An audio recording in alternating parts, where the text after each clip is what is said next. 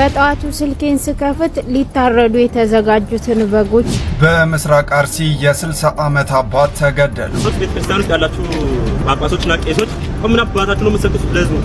የመዳን መንገድ ለምንድን ነው የምትደብቁት? በሐረር ከተማ የሚገኘውን የቀድሞውን የሼባዚክ መስጂድ ወይም የአሁኑን መድኃኔዓለም ቤተክርስቲያን በሚኒሊክ በግፍ የተቀየረውን ታሪክ አይደለም። ኢስላም ማለት ሰላም ማለት አይደለም። ተመለስ ትባላለህ፣ እምቢ ካልክ ትቀነጠሳለህ ማለት ነው። ብንሰርክም ባንሰርክም እንኳን ክርስቲያኑን መሬት እንኳን ኦርቶዶክስ ሆነ። ሰላም ጤና ይስጥልን ውድ የቃል ሚዲያ ቤተሰቦች እንደምን ቆያችሁ? እግዚአብሔር ሰላም ከሁላችን ጋር ይሁን እያልን ወቅታዊና አዳዲስ መረጃዎችን ይዘን መጥተናል። ቪዲዮውን ከመጀመራችሁ በፊት ላይክ በማድረግ ጀምሩ። እንዲሁም ሐሳብ አስተያየታችሁን የኮሜንት ሴክሽን ላይ ያስቀምጡልን። ቀጥታ ወደ ቪዲዮ እናልፋለን። ሰብስክራይብ ለምንድን ነው የማታደርጉት? አሁን አድርጉ። በጠዋቱ ስልኬን ስከፍት ሊታረዱ የተዘጋጁትን በጎች ፎቶ ተልኮልኝ አየሁት። ሁሉ ጊዜ በተለይ ከቅርብ ጊዜ ወዲህ ሲነሳ ወይ መርዶ ነው ወይ ደግሞ እንደዚህ አሰቃቂ ፎቶዎች ነው የሚላክልኝ። ሰውነታችን ራሱ ሰው መሆናችን ራሱ ይህንን ዜና ተለማመደው መሰለኝ። ማምላክ በምስራቅ አርሲ የ60 ዓመት አባት ተገደሉ። በምስራቅ አርሲ ሀገረ ስብከት መርቲ ወረዳ በሚገኝ ባንድ ቀበሌ የ60 ዓመቱ አቶ ጌታውን ገብረ መድህን ትላንት ማታ 2 ሰዓት መገደላቸው ተነግሯል። ገዳዮቹ ነፍስ ከማጥፋትን በተጨማሪ ከብቶችና ንብረቶቻቸውንም መዝረፋቸው ነው የተገለጸው።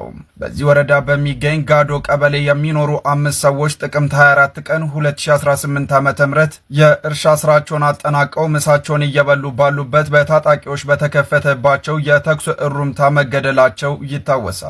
የሃይማኖት ተቋማት ጉባኤ ሃይማኖት ተኮር ግድያ እንዳልሆነ ከዚህ በፊት መግለጫ ማውጣታቸውን መዘገቤ ይታወሳል። ውድ ኦርቶዶክሳውያን ዲኤን አፍሪካ አስነብቧል። የአርሲ ኦርቶዶክሳውያንን ጭፍጨፋ ኢትዮጵያ ራይት ቦዲ ኮልስ ፎር አክሽን አፍተር ኦርቶዶክስ ክርስቲያን ኪልድ ኢን አርሲ በሚል ዘግቦታል። ኮፒሊንግ ሼር ሪፖስት እያደረጋችሁ ኦርቶዶክሳውያን በተለይ ደግሞ ዲኤን አፍሪካ ላይ ገብታችሁ ማየት ትችላላችሁ። ኮፒሊንግ ሼር ሪፖስት አድርጉ ኦርቶዶክሳውያን። ድል በመሃይም ላሳያችሁ አንዴ ይቱ በኦርቶዶክስ ቤተክርስቲያን ውስጥ ያላችሁ ጳጳሶችና ቄሶች ምን አባታችሁ ነው የምትሰጡት ለህዝቡ?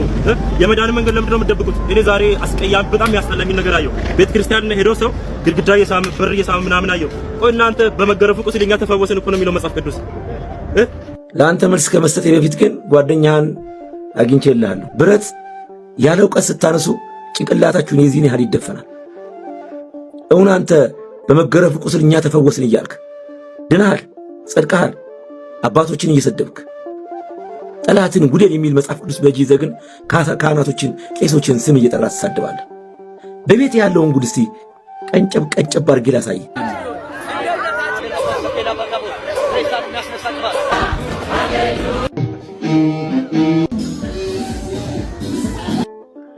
እኛ ቤተ ክርስቲያን የመሳለማችን ወይም የመስገዳችን ምስጢር ለእግዚአብሔር ክብር ለመስጠት ነው። ሐሰትን ማጋለጥ እንደቀጠልን ነው። እናንተ ኦርቶዶክሳውያን ግን ይህንን ቪዲዮ ሼር፣ ኮፒ ሊንክ፣ ሪፖስት ያደረጋችሁ እውነታውን ለሁሉ እናሰማለን ማለት ነው። መረጃ ያዙት መረጃ ሐሰት መሆኑን ለማሳየት እንጂ የሚፈጠር ነገር አለ ብለን አይደለም። ይሄንን እንድትገነዘቡ እንፈልጋለን። እዚህ በምስሉ ላይ የምትመለከቱት እንግዲህ ጥንታዊ ፎቶ የሐረር የቀደመው ሼክ ባዚክ መስጊድ ነው የሚሉት ነው ማለት ነው። እዚህ ፎቶ ላይ ጥያቄዎችን እንጠይቃለን፣ መልሶችንም እንመልሳለን። አብራችሁኝ ቆዩ። እንግዲህ ይህን ፎቶ የህንጻውን ስነ ህንጻ ባህሪ መሰረት ባደረገ ጥልቅ ትንተና ፎቶ የኢትዮጵያ ሳይሆን የምዕራብ አፍሪካ መሆኑን ማረጋገጥ ችለናል። እዚህ በፎቶ ላይ እንደምትመለከቱት ፊት ለፊት ያለው ግንብ ላይ ማለት ነው የማሊ ታሪካዊ መገለጫ ነው። ክብ ቅርጽ ያለውና የገበያ እንቅስቃሴ ያለበት ቦታ ይመስላል ስንመለከተው ፎቶውን። ግን የግንባታ ስታይሉን ስናየው ህንጻው በዋናነት የተገነባው በጭቃ ሲሆን ግድግዳው ላይ ጎልተው የወጡት ረጃጅም የእንጨት ምሰሶዎች ክብ እንዳደረኩበት ማለት ነው። ረጃጅም የእንጨት ምሰሶዎች ቶርኖስ ይታያሉ ማለት ነው። ይህ ስነ ህንጻ ይህ ልዩ ግንባታ ዘዴ ሶዳኖ ሳሂሊያን በመባል የሚታወቅ ሲሆን ዋና መገኛምና መገለጫው ደግሞ በምዕራብ አፍሪካ የምትገኘው ማሊ በተለይም በዓለም ትልቁ የጭቃ ህንጻ የሆነው የጄኒ ታላቁ መስጊድ ነው። ግሬት ሞስክ ኦፍ ጄኒ ብላችሁ ጎግል ላይ ሰርች ብታደርጉት እንደዚህ አድርጎ ያመጣላችኋል ማለት ነው። የዚህ አካባቢ ነው ማለት ነው። እነዚህ የእንጨት ምሰሶች ዓመታዊ የጭቃ ጥገና በሚደረግበት ጊዜ እንደ መቀመጫ ያገለግላሉ ማለት ነው። ሲቀጥል አሁን ወደ ዝርዝር ፎቶው እንግባ። ጥያቄ የምንጠይቅ እነሱ መልስ እንዲሰጡን እንፈልጋለን። በተለይ ሶሻል ሚዲያ ላይ ያረገባቸው ያላችሁ መስጊድ ነበር የምትሉ ሰዎች መልስ እንድትመልሱልን እንፈልጋለን። እንመልከት። ይሄ በቀይ ያከበብኩበትን እንግዲህ ተመልክተነዋል። የሐረር ስነ ህንጻ ባህሪ አይደለም። በሰማያዊ የተከበበበትን ተመልከቱት። ብዙ ጊዜ መስጊዶች ላይ ያለችው አዛን የሚደረግባት ትመስለኛለች። እሷን ተመልከቱ። መናራው ቆመዋል።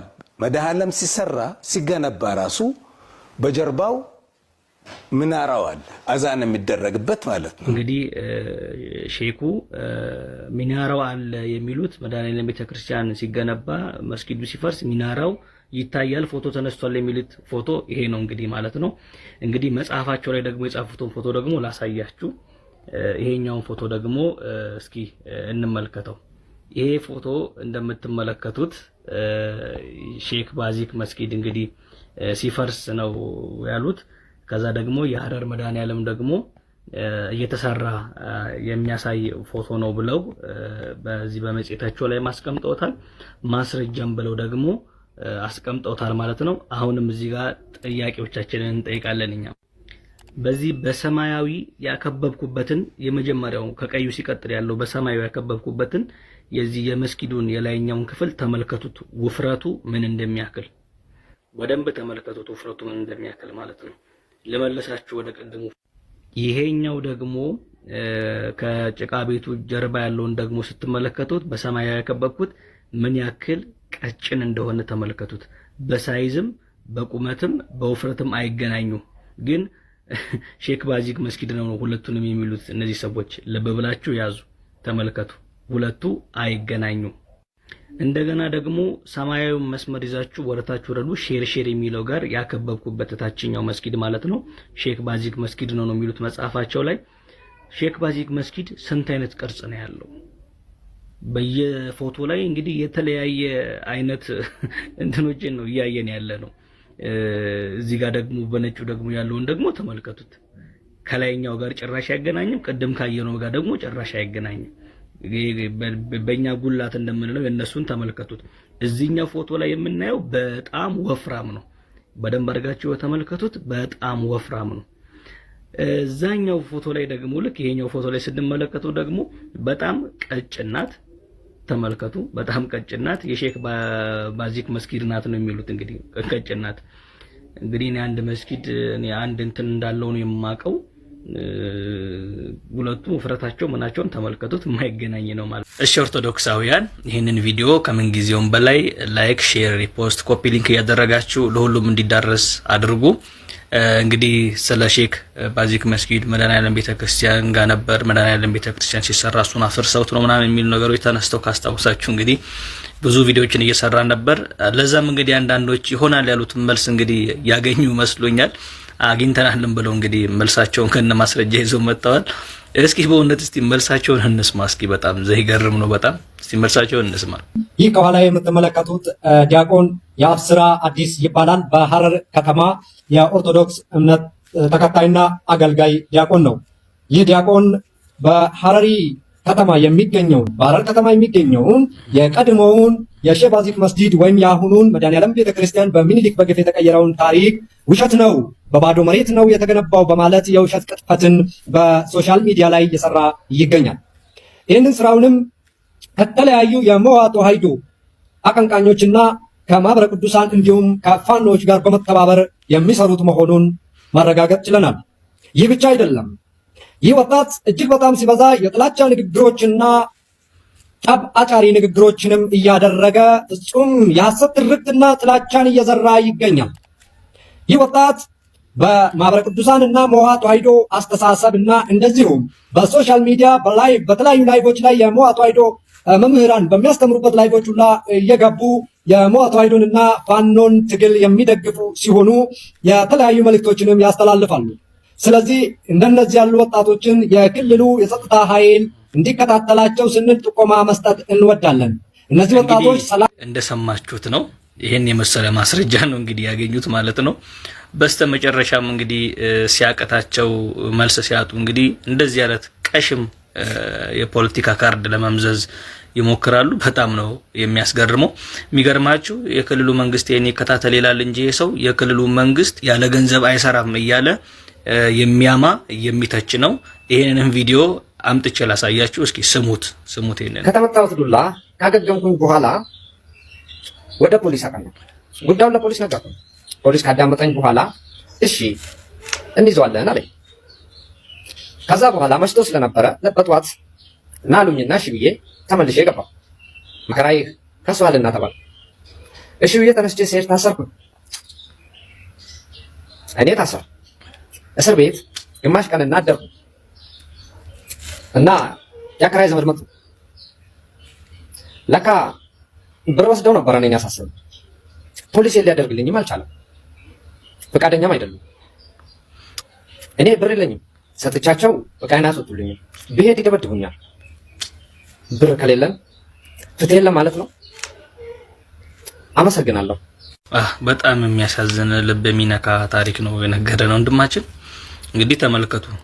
በአንድ በኩል እንዲህ ያለ የሚሰድበውን የክልሉን መንግስት እንግዲህ እንደገና ደግሞ ዞር አድርጎ ደግሞ እንደዚህ ያሉ ፋኖች ምናን ይላል ማለት ነው። እንደዚህ አይነት እብድ ነው እንግዲህ እዚህ ክልላችን ላይ ተሸክመን እየኖርን ያለ ነው ማለት ነውና የሚመለከተው አካል መሄድ ያለበትን ድረስ እየሄደ ነው። ችግር የለም፣ እሱ በአግባቡ የህግ እርማቱን ያገኛል። ሙስሊም ማለት ኢስላም ማለት ሰላም ማለት ነው። ያው ትርጉም ስለሚሰጡ የትርጉም ትክክል አይደለም። አንተ አሁንም እንትን ያልክ ነው አይደለም። ኢስላም ማለት ሰላም ማለት አይደለም። ሽርክ ከሰራ ክህደት ተሰራ ተመለስ ትባላለህ። እምቢ ካልክ ትቀነጠሳለህ ማለት ነው።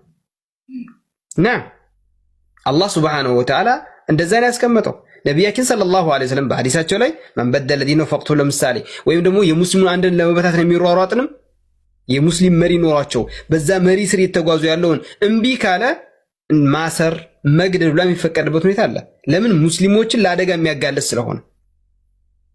አይዋደ ሰላም ማለት እዚህ ጋር አንተም በሃይማኖት እኔ አልነካሁክም እና ለድንጋይ ልስገድ ሲል አዛን ጊዜ ሰላም አይደለም። ይሄ ምክንያቱ ሰላም ተብሎ ሲገለጽ ያ ስለሆነ አንተን የሚሰድብህ እንዳውም ሰብሮ አላህ ለፈው ነው ያለው። እንዳውም አንተን የሚሰድብህ አንተን ድንበር የሚያልፍብህ ሐታ ሰው የሚገልብህን ወኢን ተዕፉ ይላል አላህ ይቅር ብትልሃል ያንተን ጉዳይ የዲን ጉዳይ ግን ይቅር ትላል። ቃቲሉ ሐታ ላ ተኩነ ፊትነቱን ወየኩነ الدين كله لله ይላል። አየው እዚህ ጋር ያንተን ጉዳይ አውፍ ቤተሰብን ገደለብህ አውፍ በለው ይላል። አውፍ ብትል የበለጠ ነው ይላል አላህ። ቤተሰብ ገድሎብሃል እኮ አውፍ በለው ብትል የበለጠ ነው ይላል። ግን ክህደት መስራት ምን አለ? ቃቲሉ አለ ተጋደሉ ሐታ ላ ተኩነ ፊትነቱን አይ ሽርክ ማለት ነው። ሽርክ የሚባል በአላህ ላይ ማጋራት የሚባል አንይዳን የጥሩ ሲናው የቡራክሳ ያለ የሚያመልክ እንዳለ እስኪጠፋ ድረስ ወየኩነ الدين كله لله ሃይማኖት የተባለ በአጠቃላይ አላህ ብቻ እስከሆነ ድረስ ተዋጋ ብሎ የሙስሊም መሪዎች ላይ አላህ ትእዛዝ ያስቀምጣል። ስለዚህ ይሄ በዛ ነው የሚገለጸው። ይሄንን ጫና አድርጌ የምነግርህ ለአንተ ብቻ አይደለም። ብዙ ሰዎች ይሄንን ነገር ድፍና አድርገው ያልፉታል። መስላሃው ምንድነው ብንናገር የሙስሊም መሪ አሁን የለንም ምናምን ላ ሰው ማወቅ አለበት፣ ውስጡ ሊያምንበት ይገባል። አሁን በነገራችን ማለት ጂሃድ በኢስላም መሪ ተደርጎ ጂሃድ ቢነሳ ከ195% በሚባልበት ደረጃ ሙስሊሙ ራሱ በዘር ይፋጫታል። እስቲ እንደው እውነቱን ስንነጋገር አሁን እንበለውና ሳውዲ እሷ እንግዲህ አሁን በኢስላም አመራር ላይ የምትሄደው በዓለም ደረጃ በኢስላም ላይ የምትገለጸው እሷ ናት።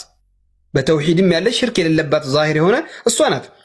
እንደው አላህ ቁዋ ሰጥቶ ጨምሮላት ሀያል ሆና ከዚህ ካለችበት የበለጠ ዙሪያው ያለውን የካሃዲ አገራቶችን ኑ ወደ ኢስላም ግቡ የሚል ጥሪ ብታቀርብና አልቀበልም ሲሉ ወደ ጦርነት ብትገባ ኢትዮጵያ ውስጥ ያለው ሙስሊም ምንድን የሚያደርገው? በሲም ብቻ ነገሩኝ።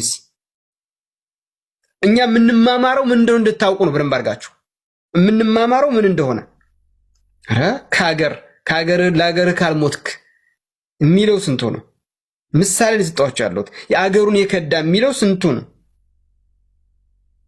ይሄ ነው ኢስላም ብሎ ማለት። አረብ አያውቅም፣ ፈረንጅ አያውቅም፣ ቻይና ነው ምን አያውቅም። ላኢላሃ ኢላላህ ካለ ጋር ተሰለፋለህ በአንድ ባንዲራ ስር። በዓለም ደረጃ ሙስሊሞች አንድ መሪ ብቻ ነው የሚኖራቸው። ይህንን ልታውቁ ይገባል። አሁን የመሪ ተባብሎ የኢራቅ ሀገር የሱሪያ ሀገር ምናምን የሚባል ነገር ትክክል አይደለም። ኢስላም ሙስሊም አንድ መሪ ብቻ ነው የሚኖረው። ንጉስ አንድ ብቻ ነው አገር የሚመራ አሚር የሚባለው አንድ ነው። ሌሎችን ያስቀምጣቸዋል እሱ። ዋናቸው ግን ወታደራቸው ኃይላቸው አንድ ነው። አንድ ሰው ያው እስላም ነኝ ሲል ሰላም የሚለው የአላህ ስም አሰላም የሚል ከ99 ስሞቹ አንዱ ነው ካልተሳሳትኩ። ከአላህ ስሞች ውስጥ አንዱ ነው ሰላም። አዎ ሰላም የሚለው ደግሞ እስላም የሚለው ሰላም በሚል ነው የሚተረጎመው። ስለዚህ ያ ከሆነ እንደዛ አይደለም ዞሮ ለአላህ መገዛት ከሆነ ሰላም ማለት ሰላም ማለት አይደለም ትርጉም ፈضل ዞሮ እሺ ወሃብ የሚለው ስም ያው ከአላህ ከ99 ስሞቹ አንዱ ነው። አንድ ሰው ወሃቢይ ነኝ ሲል ወሃብን አመልካለሁ ሲል እዛ ውስጥ ይካተታል። ምንም ከንትኑ ጋራ ከእስልምናው ጋራ የሚጋጭበት ወይም ደግሞ እንደነሱ አረዳድ ካልወሰድነው ምንም አይነት ሳይድ ኢፌክት የለውም ከእስላም። ነገር ግን እኔ አንድ ጥያቄ ምንድነው አንድ ሰው አሽከርካሪ ነው ልበልህና መኪና ለመንዳት በቂ ሙያውን ሳይማር እየነዳ ራሱ ወይም ሰው ቢገል በእስልምና ሕግ መሰረት አላህ ፊት ይጠየቃል አይጠየቅም? በገዳይነት ወይ በችለተኝነት አለያም ደግሞ ሙያውን ዕውቀቱ ካለው ሰው ሳይወስድ በበቂ ሁኔታ አያስጠይቀውም ወይ?